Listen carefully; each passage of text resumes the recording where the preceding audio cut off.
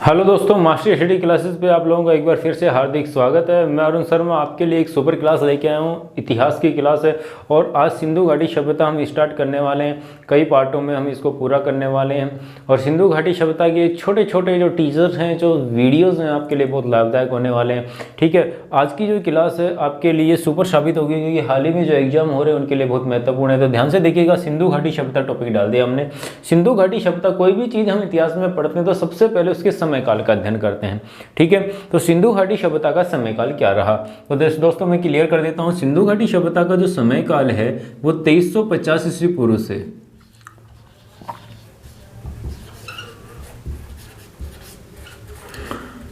1750 ईस्वी पूर्व तक माना गया है।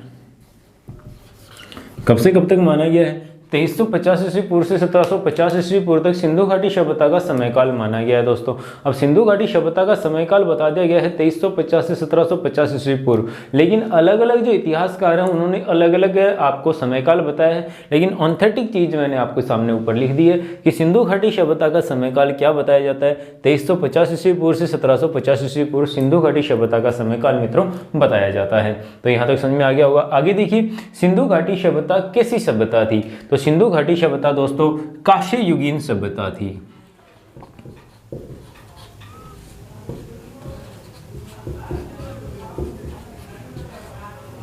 सिंधु घाटी सभ्यता कैसी सभ्यता थी? कांस्य युगीन सभ्यता थी, अर्थात यहां पर तांबे और टीन को मिलाकर कांसा बनाया जाता था। कांसा कैसे बनाया जाता था? तांबा और टीन, तांबे और टीन को मिलाकर, प्लस टीन को मिलाकर क्या बनाया जाता था? कांसा बनाया जाता था।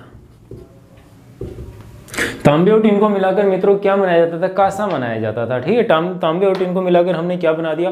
कांसे का निर्माण कर दिया। एक ठोस धातु थी, हमारे घरों में कांसे के कचौले वगैरह होते हैं, वो इस तांबे और टीन का मिश्रण होता है, एक ठोस धातु होती है। ठीक है, अब सिंधु घाटी सभ्यता की ओर सर्वप्रथम ध्यान किसके द्वारा दिलाया गया था? तो मित्रों बात 1826 की है। 1826 में चार्ल्स मेसन ने, ध्यान देना इस डेट पे, आपको ध्यान क्यों देना है कि बेसिकली हम 1921 से पढ़ना शुरू कर देते हैं, लेकिन वहां पर थोड़ा दिक्कत क्या आ जाती है कि एग्जामिनर थोड़ा सा डीप में पूछ जाता है। ठीक है, तो सिंधु घाटी सभ्यता में हड़प्पा के टीले की ओर सर्वप्रथम ध्यान 1826 में दिलाया गया था चार्ल्स मेसन के द्वारा। कहां दिया गया था? चार्ल्स मेसन के द्वारा 1826 में सिंधु घाटी सभ्यता में हड़प्पा के टीले की ओर ध्यान दिलाया गया था। 1826 में किसके द्वारा दिलाया गया दोस्तों? चार्ल्स मेसन द्वारा। तो आपसे पहला ऑब्जेक्टिव आपका बन जाता है कि सिंधु घाटी सभ्यता का समय काल आपको पता है 2350 ईस्वी से 1750। सिंधु घाटी सभ्यता कौन से युग से? कांस्य युगीन है। सिंधु घाटी सभ्यता में हड़प्पा के टीले की ओर सर्वप्रथम ध्यान कब दिलाया गया? 1826 में। किसके द्वारा दिलाया गया? तो किसके द्वारा दिलाया गया? चार्ल्स मेसन के द्वारा दिलाया गया था। किसके द्वारा दिलाया गया था? चार्ल्स मेसन के द्वारा दिलाया गया था। अब आपसे पूछे कि सिंधु घाटी सभ्यता ग्रामीण सभ्यता थी या नगरीय सभ्यता थी दोस्तों? तो सिंधु घाटी सभ्यता एक नगरीय सभ्यता थी।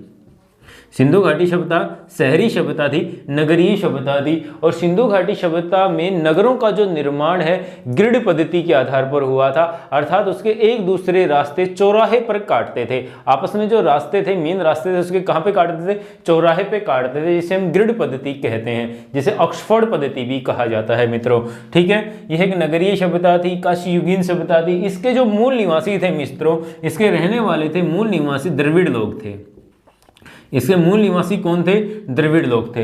इस सभ्यता के मूल निवासी कौन थे? तो द्रविड़ जाति के लोग थे। आपको समझ में आ गया होगा। अब देखिए, सिंधु घाटी सभ्यता की खोज सर्वप्रथम कब की गई थी? तो 1921 में की गई थी दोस्तों। 1921 ईस्वी में, ध्यान दीजिएगा, 1921 ईस्वी में दयाराम साहनी,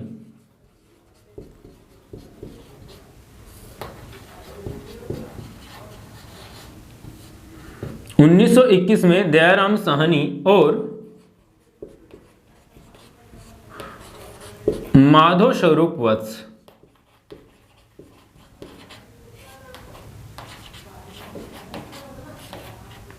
दयाराम साहनी और माधव स्वरूप वत्स। 1921 में दयाराम साहनी और माधव स्वरूप जो वत्स से, ध्यान दीजिएगा, दयाराम साहनी का सहयोग किसने किया? माधव स्वरूप वत्स ने किया। 1921 में दयाराम साहनी और माधव स्वरूप वत्स के अथक प्रयासों से हड़प्पा नामक स्थान पर हड़प्पा नामक स्थान पर सिंधु घाटी सभ्यता की खोज की गई। और देखो, सभ्यता जहां सबसे पहले खोजी जाती है वही इसका आधिकारिक नाम होता है। तो सिंधु घाटी सभ्यता का आधिकारिक नाम यदि आपसे पूछा जाए तो सिंधु घाटी सभ्यता का आधिकारिक नाम मित्रों हड़प्पा सभ्यता होगा। वर्ष 1922 में मोहनजोदड़ो नामक स्थान की खोज हुई।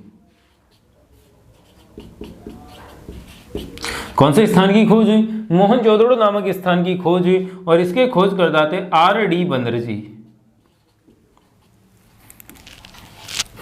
इसके खोजकर्ता कौन थे? R.D. बनर्जी अर्थात राखलदास बनर्जी थे। कौन थे?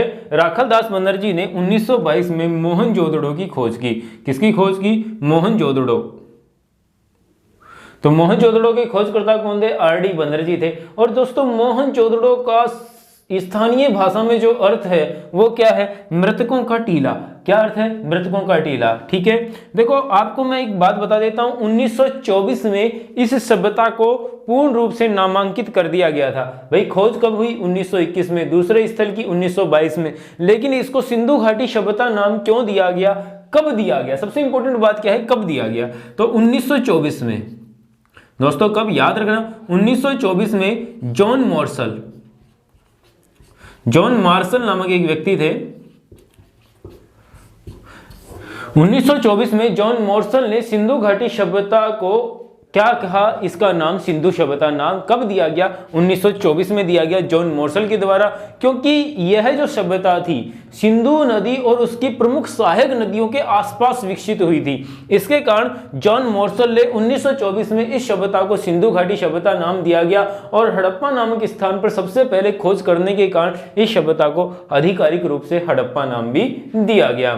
ठीक है, और भारत में पुरातत्व विभाग के यदि संस्थापक के नाम से पूछा जाए कि भारत में पुरातत्व विभाग के संस्थापक कौन थे मित्रों, तो मैं उनका नाम लिख देता हूं, अलेक्जेंडर कनिंघम। कौन थे? कनिंघम के नाम से आपको याद रखना है, कनिंघम। अलेक्जेंडर कनिंघम भारत में पुरातत्व विभाग के संस्थापक थे। भारत में पुरातत्व विभाग के संस्थापक कौन थे? अलेक्जेंडर कनिंघम थे। क्लियर हो गया होगा। सिंधु घाटी जो सभ्यता है उसके जो ज्यादातर नगर है, अभी तक सिंधु घाटी सभ्यता के 1500 नगरों की पहचान हो चुकी है। कितने? 1500 स्थल हमें मिल चुके हैं भारत और पाकिस्तान में मिलाकर। भारत में जो सर्वाधिक स्थल है हमें गुजरात से प्राप्त हुए हैं दोस्तों। भारत में सर्वाधिक स्थल कहां से प्राप्त हुए हैं? गुजरात से प्राप्त हुए। सिंधु घाटी सभ्यता के भारत में सर्वाधिक स्थल हमें कहां से प्राप्त हुए? गुजरात से प्राप्त हुए हैं। कहां से प्राप्त हुए मित्रों? बोलिए, गुजरात से। क्लियर हो गया। सिंधु घाटी सभ्यता में सर्वाधिक स्थल भारत में हमें कहां से प्राप्त हुए? गुजरात से प्राप्त हुए। भारत में यदि आपसे मैं पूछूं, यहां तक क्लियर हो गया, मैं इसको साफ कर देता हूं, आपने नोट्स बनाने में आपको दिक्कत नहीं आएगी, वीडियो को रिवाइज भी करके देख सकते हैं आप लोग। ठीक है, अब यहां पर देखिए, यदि मैं आपसे पूछता हूं कि सिंधु घाटी सभ्यता में काले पत्थर से निर्मित नटराज की मूर्ति, काले पत्थर से निर्मित नटराज की मूर्ति कहां से प्राप्त हुई दोस्तों? तो वो हड़प्पा से प्राप्त हुई थी। कहां से प्राप्त हुई थी? हड़प्पा से। R37 कब्रिस्तान, R37 कब्रिस्तान हमें कहां से प्राप्त हुआ? हड़प्पा से प्राप्त हुआ मित्रों। R37 कब्रिस्तान अर्थात जो जहां पे मुर्दे दफनाए जाते हैं, कब्रिस्तान हमें कहां से प्राप्त हुआ? हड़प्पा से प्राप्त हुआ। ठीक है, लाल पत्थर से निर्मित साधु की मूर्ति, लाल पत्थर से निर्मित साधु की मूर्ति भी हमें कहां से प्राप्त हुई मित्रों? हड़प्पा से प्राप्त हुई। और सबसे इंपॉर्टेंट बात दोस्तों क्या है, हड़प्पा कौन सी नदी के किनारे है? रावी नदी के किनारे, वर्तमान में पाकिस्तान में स्थित है। ठीक है, यदि आपसे पूछे कि मोहनजोदड़ो कौन सी नदी के किनारे है, मोहनजोदड़ो कौन सी नदी के किनारे है मित्रों? सिंधु नदी के किनारे है। ठीक है, राखी घड़ी कौन सी नदी के किनारे है? राखी घड़ी कौन सी नदी के किनारे है दोस्तों? सरस्वती के किनारे है। ठीक है, कौन सी नदी के किनारे? सरस्वती नदी के किनारे है। ठीक है, लोथल कौन सी नदी के किनारे है? तो लोथल है भोगवा नदी के किनारे। कौन सी नदी किनारे है? भोगवा नदी के किनारे है। ठीक है, रंगपुर कौन सी नदी के किनारे है?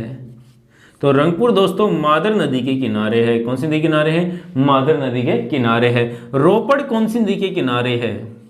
तो रोपड़ मित्रों सतलुज के किनारे है। किसके किनारे है? सतलुज के किनारे है। रोपड़ कौन सी नदी किनारे है? सतलुज नदी के किनारे है। ठीक है, यदि आपसे मैं पूछूं कि कालीबंगा, कालीबंगा कौन सी नदी के किनारे है? तो घग्गर नदी के किनारे है। कौन सी नदी किनारे है? घग्गर नदी के। गणेश्वर कौन सी नदी किनारे है? गणेश्वर, गणेश्वर कांतली नदी के किनारे है। गणेश्वर कौन सी नदी के किनारे है? कांतली नदी के किनारे है। क्लियर है? आहड़, आहड़ बेड़च, आहड़ कौन सी नदी के किनारे है? बेड़च या आयड़ नदी के किनारे है। बेड़च या आयड़ नदी के किनारे कौन सी है? आहड़ सभ्यता है। ठीक है, जिसे जैसे ताम्रयुगीन नगरी आहड़ को कहा जाता है। ठीक है, बैराट सभ्यता, बैराट सभ्यता बाणगंगा के किनारे है।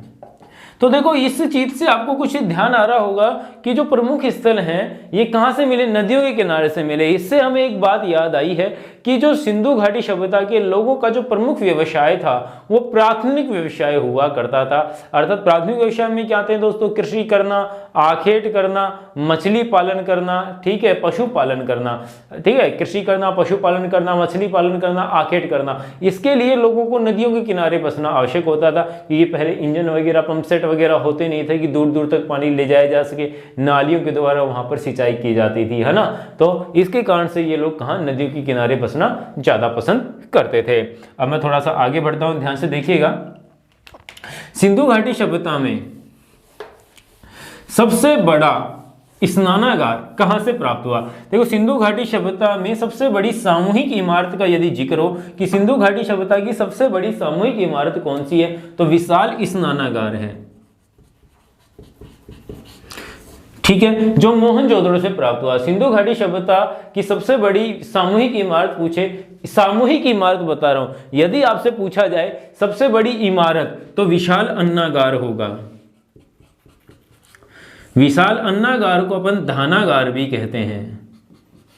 विशाल अन्नागार को हम क्या कहते हैं? धानागार भी कहते हैं। अर्थात अन्न भंडार या चावल, धान का अर्थ होता है चावल रखना, चावल भी एक अनाज है। धानागार या अन्नागार। सबसे बड़ी इमारत पूछे विशाल अन्नागार या धानागार। सबसे बड़ी सामूहिक इमारत पूछे तो विशाल स्नानागार, द ग्रेट बाथ बोलते हैं इसे, द ग्रेट बाथ बोलते हैं स्नानागार को। और ये मोहनजोदड़ो से प्राप्त हुई। कहां से प्राप्त हुए? मोहनजोदड़ो से प्राप्त हुए हैं। तो क्लियर होता है, यहां पर किसी प्रकार का कोई कंफ्यूजन नहीं है, बिल्कुल क्लियर हो गया आपका। यहां पर देखिएगा, ठीक है। अब मैं आपको बताता हूं कि भारत संसार का सबसे प्राचीन स्टेडियम, तो संसार का सबसे प्राचीन जो स्टेडियम है वो हमें कहां से प्राप्त हुआ? तो संसार का सबसे प्राचीन स्टेडियम धोलावीरा गुजरात से प्राप्त हुआ। ठीक है, रोटी बेलने की चौकी कहां से प्राप्त हुई? आलमगिरीपुर से प्राप्त हुई। ठीक है, उत्तर प्रदेश में। सिंधु घाटी सभ्यता का सबसे उत्तरी स्थान कौन सा है दोस्तों? तो सिंधु घाटी सभ्यता का देखिए,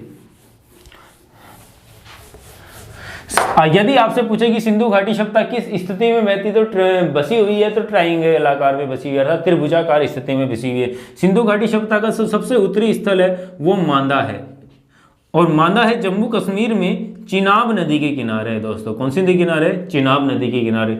सबसे दक्षिणी स्थल है दायमाबाद। दायमाबाद महाराष्ट्र में है दोस्तों, परवरा नदी के किनारे है। कौन सी नदी के किनारे है? परवरा नदी के किनारे है। सबसे पूर्वी स्थान है दोस्तों आलमगिरीपुर। आलमगिरपुर उत्तर प्रदेश में मित्रों हिंडन नदी के किनारे है।